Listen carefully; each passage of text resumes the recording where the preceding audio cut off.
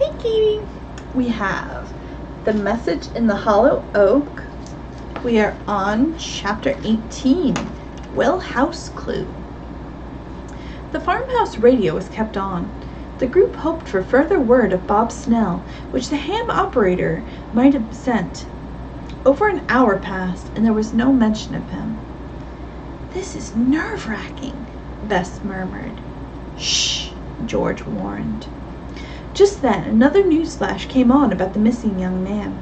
The ham operator had reported he thought the prisoner must be a ham himself and had managed to rig up a sending set.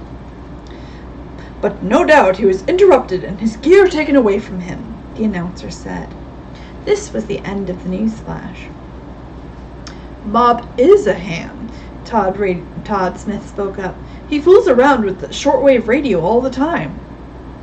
"Then," Ned said, "we can be pretty sure the message was genuine." He turned to Nancy. "What do you think we should do about this?" "I'm afraid," she said, "the abductors will move Bob before the police can track down the spot from which he beamed the message."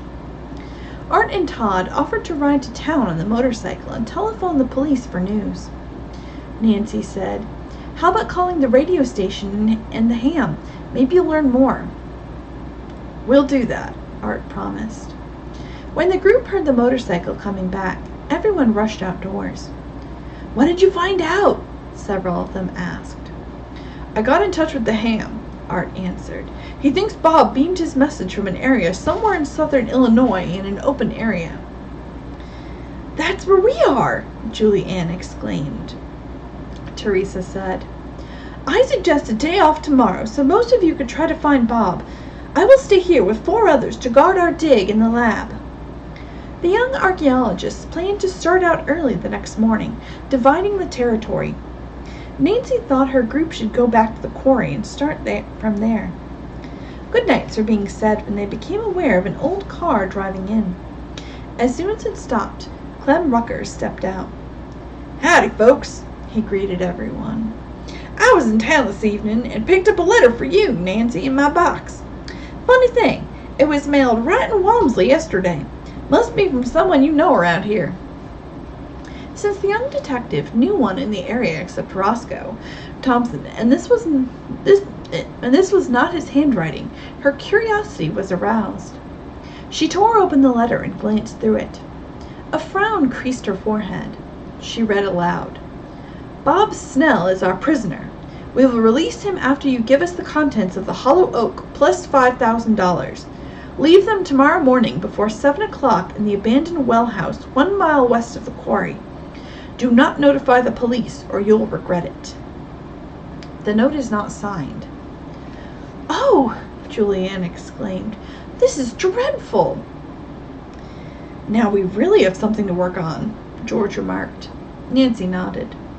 Julie Ann said, "Nancy, surely you aren't going to give those abductors $5,000? Because that was a lot of money back in the day." "Of course not. Even if I could, I wouldn't." She suggested that they leave a dummy sack containing paper and a few stones in the well house. So in this case, the dummy is like them gonna make the kidnappers think it's full of money, but it's actually not. At once, Claire Warwick spoke up. "I'm sure the whole thing will be a wild goose chase. Nothing has convinced me that Bob was really abducted. He's probably just playing a practical joke on us. You're wasting your time.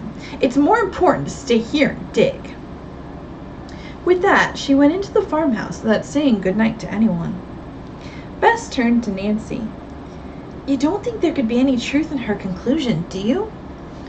"No," Nancy replied. "Bob wouldn't play such an idiotic joke." "That's right," Art added. "He's too nice a guy to worry his parents and friends."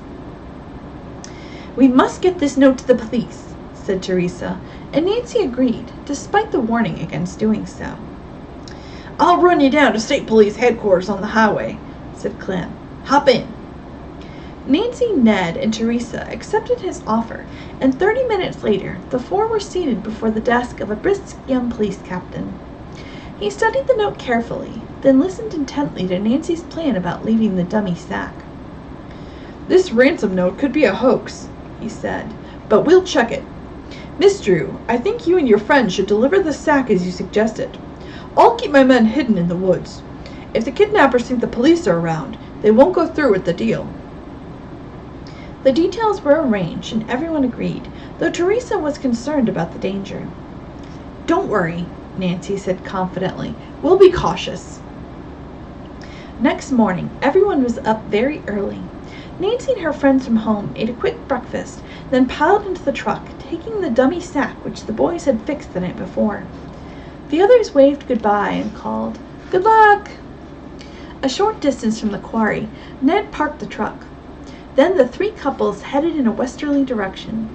Bert and George walked a little to the left of Nancy and Ned, while Dave and Bess went to the right. The instructions in the letter proved to be correct. Exactly 1 mile from the quarry they came upon an old well house.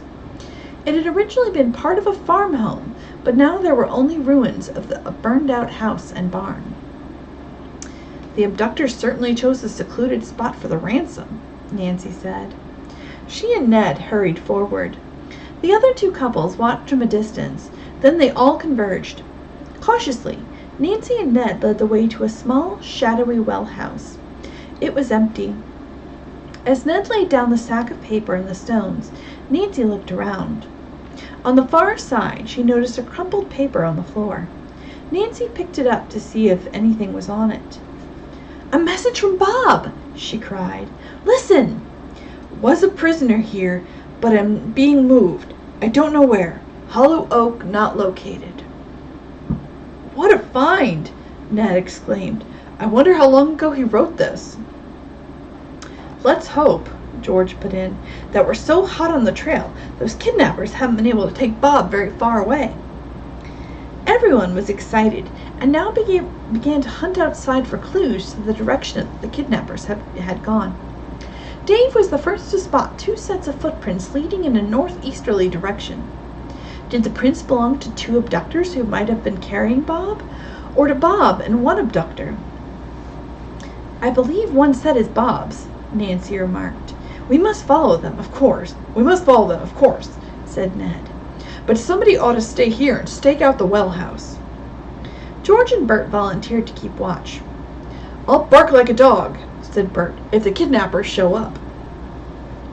"Okay," Ned replied. "Besides, you'll be safe enough because the police are supposed to be hiding around here."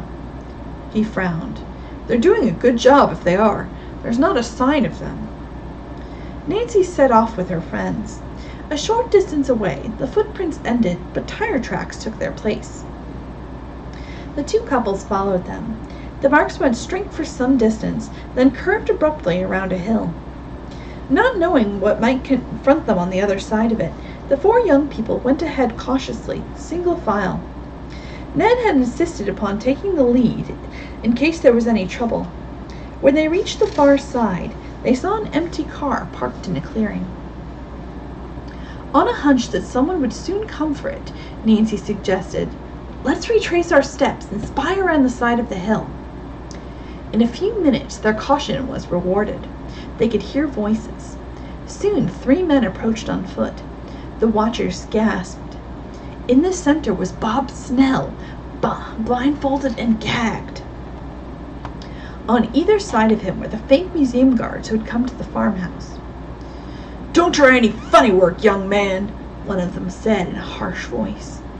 The watchers looked at one another, then got ready to attack. Ooh, they're going to take down those fake guards and rescue Bob.